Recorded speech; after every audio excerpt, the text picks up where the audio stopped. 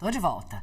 Nessa semana decisiva para os mercados globais, com manutenção na taxa de juros nos Estados Unidos e balanço de Big Techs, eu converso agora com Arthur Igreja, especialista em tecnologia e inovação. Arthur, boa noite. Muito bom ter você presencialmente aqui com a gente. Boa noite, Cris. Prazer estar aqui. Obrigada. Vamos falar desse balanço que saiu agora há pouco das Big Techs. O que isso indica? E também, se puder colocar a Tesla aí nesse meio, porque foram todos agora, né? Tem uma horinha que saíram. Pois é, os resultados acabaram de sair e o que aconteceu foi o seguinte, todas elas superaram as expectativas. Então, existe um temor com aquela história da bolha, né? Sim. Então, todo mundo está esperando se em algum momento vai ter algum resultado que vai começar a indicar isso. E não foi o que aconteceu.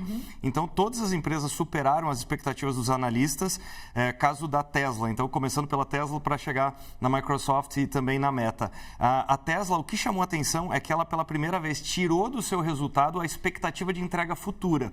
Ela disse que ela está tentando otimizar a capacidade das fábricas, então ficou um ponto de dúvida em relação ao quanto, de fato, ela tem de demanda futura.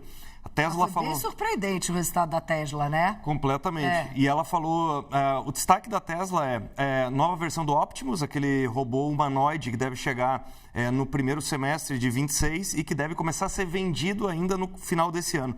E a Tesla falando muito sobre o robotáxi. Então, a expectativa de receber a licença não só nos Estados Unidos, mas na Europa e também na China. E isso seria realmente uma mudança drástica na estratégia da empresa. E as Big Techs? Pois é, em relação à Microsoft... As outras...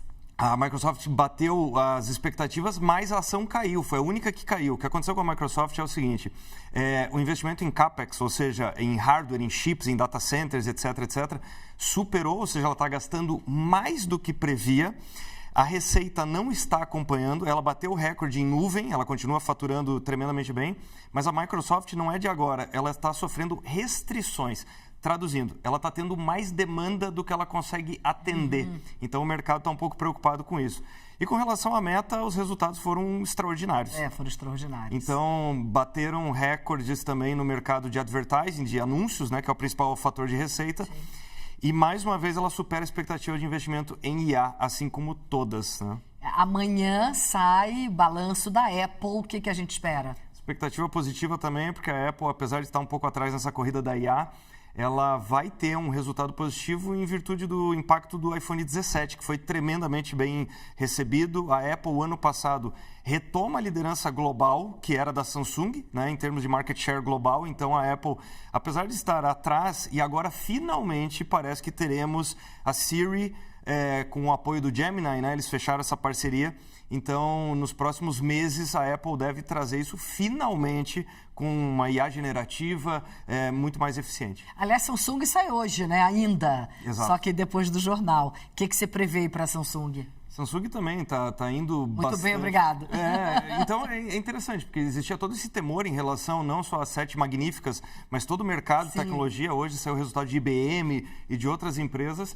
E tudo isso converge por uma expectativa, porque nós temos que lembrar que final de fevereiro tem NVIDIA, que é o resultado, né? Que todo mundo tem a maior expectativa. Talvez o mais esperado. Sem sombra de dúvida. Agora, se as principais chamadas de hyperscalers, que são as consumidoras de NVIDIA, estão indo bem, a tendência é que a NVIDIA vai bastante bem. Aí também puxando para um assunto que foi agora há pouco, super quente no comecinho do nosso jornal, que foi a taxa, na verdade, a nossa taxa de juros. A americana já tinha saído um pouquinho antes. Mas taxa de juros americana inalterada. Isso, de alguma maneira, mexe com esse mercado de Big Techs ou tanto faz como tanto fez? Cris, muito pouco, porque no final nós temos que lembrar que é a penúltima reunião do Scott Bessent, né, à frente do Fed, então a expectativa maior é em relação à indicação do Trump. Do Powell. Exatamente, do Jerome perdão. Powell. Exatamente. Então a expectativa é o que acontecerá no futuro em relação à taxa de juros e principalmente em todo esse jogo geopolítico envolvendo o suprimento, né? Então, esse tema é muito mais importante do que a taxa de juros. Então, por isso que muitos falam, né, que definitivamente não foi uma super quarta, né? Porque sim, verdade. Basicamente nós não tivemos alterações. Não tivemos mesmo. Agora, em outra frente, a gente tem a Amazon, que hoje divulgou a demissão de 16 mil funcionários no mundo inteiro. Lembrando que em outubro do ano passado já tinham saído, também demitidos, 14 mil.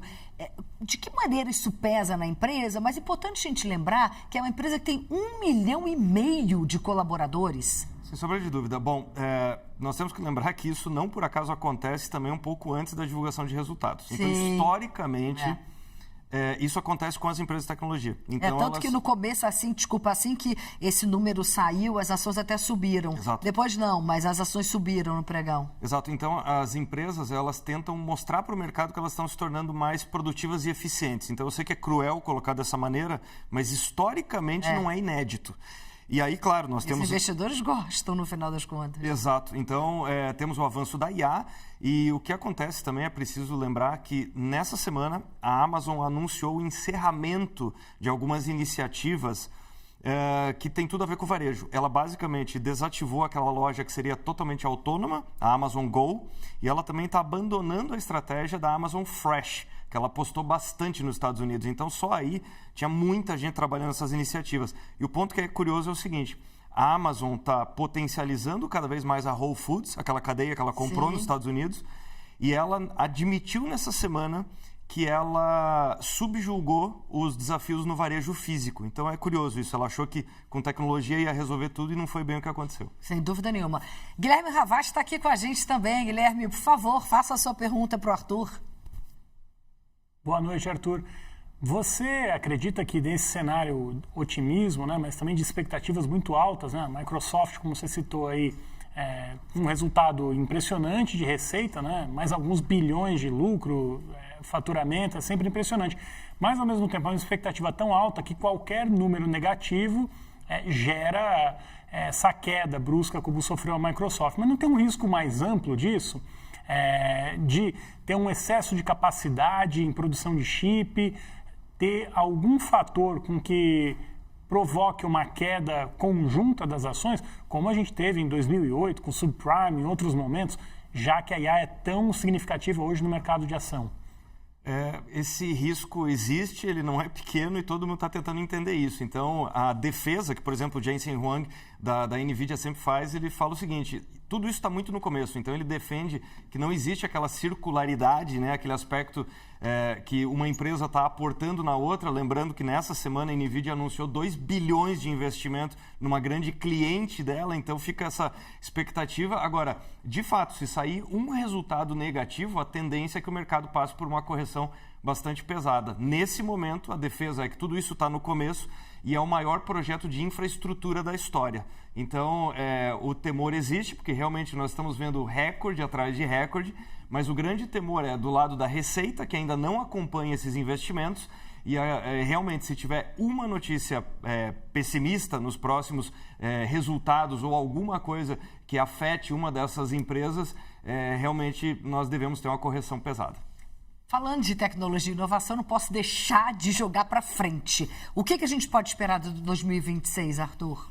Olha, tudo indica que de fato vai ser o ano da chamada Physical AI. Então, quando nós olhamos esse anúncio da Tesla falando na nova geração do Optimus, quando nós vemos os robotáxis, a NVIDIA entrando de fato nesse mercado, os grandes investimentos feitos pela Waymo e realmente toda essa chegada da robótica na vida das pessoas, deve ser uma pauta cada vez maior. E, finalmente, os agentes de IA passam a ajudar as pessoas. Então, eu só queria destacar uma frase que me chamou muita atenção acompanhando os painéis sobre IA em Davos, né, o evento que acabou de acontecer.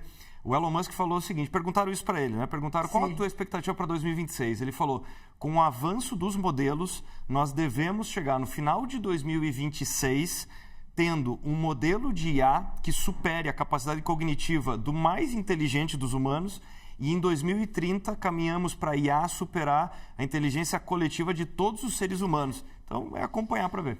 Isso aí. Quem viver, verá. Obrigada, viu, Arthur? Sempre bom receber você aqui. Prazer. Boa noite. Obrigada, Guilherme.